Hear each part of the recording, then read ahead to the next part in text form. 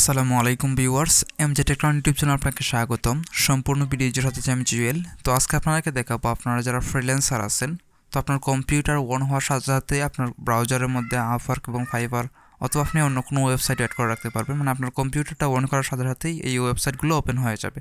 আপনাকে manually browser open করে তারপর এই লিঙ্কগুলো ওপেন করতে হবে না।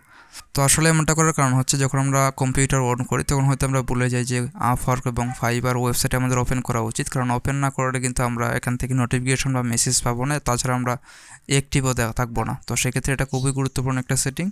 তাহলে চলুন কথা না বাড়িয়ে শুরু করা যাক। তো প্রথমে আপনার কিবোর্ডের মধ্যে উইন্ডোজ প্লাস আর একসাথে প্রেস করবেন। প্রেস করার পর হচ্ছে রান ওপেন হবে। রান ওপেন হওয়ার পর এখানে আপনাকে টাইপ করতে হবে /startup। এটা যখন টাইপ করবেন, টাইপ করার পর হচ্ছে আপনাকে ওকেতে ক্লিক করতে হবে অথবা এন্টারের মধ্যে প্রেস করতে হবে। তো আমি এন্টারের মধ্যে প্রেস করলাম। এন্টারের মধ্যে প্রেস করার পর এখানে দেখতে পাচ্ছেন ফাইবার এবং আপওয়ার্ক এই দুইটা হচ্ছে আমার অলরেডি অ্যাড করা আছে। যেমনটা এখানে দেখতে পাচ্ছেন, এই যে এখানে দুইটা ওয়েবসাইট কিন্তু এখানে ওপেন হয়েছে। তো আমি যখন কম্পিউটারটা জাস্ট অন করছি, অন করেই কিন্তু রেকর্ডটা করতেছি। তো সেক্ষেত্রে এখন আমি এটা দুইটা ডিলিট করে তারপর আপনাকে নতুন করে দেখাবো কীভাবে আপনারা সেট আপ করবেন। তো দুইটা আমি এখানে ডিলিট করে দিলাম। ডিলিট করে দেওয়ার পর হচ্ছে আপনাকে এখানে রাইট বাটন ক্লিক করতে হবে। রাইট বাটনে ক্লিক করার পর এখানে আরও একটা বিষয় বলি, আপনারা যদি উইন্ডোজ 10 হয়ে থাকে তো সেক্ষেত্রে এখানে জাস্ট এখানে একটু থিমের পরিবর্তন হবে। আমি এখানে উইন্ডোজ 11 থেকে দেখাচ্ছি। সবাই একই রকম, জাস্ট এখানে থিমটা চেঞ্জ হবে বা একটু এখানে এই যে এখানে নিউ এর ক্ষেত্রে হয়তো একটু ভিতরে থাকতে পারে। তো এই বিষয়টা আপনারা নিজে নিজে আশা করি বুঝে যাবেন। তো এখানে আমি নিউ এর মধ্যে ক্লিক করব। নিউ এর মধ্যে ক্লিক করার পর এখান থেকে আমি শর্টকাটের মধ্যে ক্লিক করব। তো শর্টকাটের মধ্যে ক্লিক করার পর এখান থেকে আপনাকে যে লিঙ্কটা ওপেন করতে চাচ্ছেন সেই লিঙ্কটা এখানে পেস্ট করবেন। তো আমি এখানে আমার যদি ফাইবারের লিঙ্কটা অ্যাড করি অথবা আপওয়ার্কের, তো এখানে আমি এই যে এখানে ড্যাশবোর্ডটা আছে ওই ড্যাশবোর্ডের লিঙ্কটা কিন্তু আমি এখানে পেস্ট করব। তো এখান থেকে আমি আমার এখানে যে ড্যাশবোর্ডের লিঙ্কটা আছে ওইটা নিলাম কপি করে। নেওয়ার পর আমি এখানে পেস্ট করব। পেস্ট করলাম। পেস্ট করার পর হচ্ছে এখান থেকে আমি নেক্সটের মধ্যে ক্লিক করব। তো আমাদের কিন্তু শর্টকাটটা তৈরি হয়ে গেছে। এখন আপনাকে একটা নাম দিতে হবে।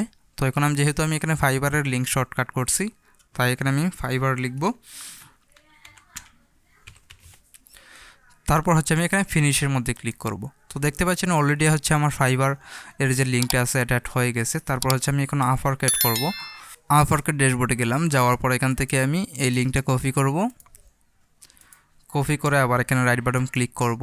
তারপর হচ্ছে নিউ, তারপর হচ্ছে শর্টকাট, তারপর হচ্ছে লিঙ্ক, তারপর হচ্ছে নেক্সট। এখন আপনাকে আবারও এখানে একটা নাম দিতে হবে। তো যেহেতু এখানে আমি আপওয়ার্কের লিঙ্ক এড করছি, তো সেক্ষেত্রে এখানে আমি আপওয়ার্ক লিখলাম। লিখার পর ফিনিশের মধ্যে ক্লিক করব। তো ঠিক একইভাবে আপনি চাইলে এখান থেকে যতটা ইচ্ছা আপনি লিঙ্ক এড করতে পারবেন।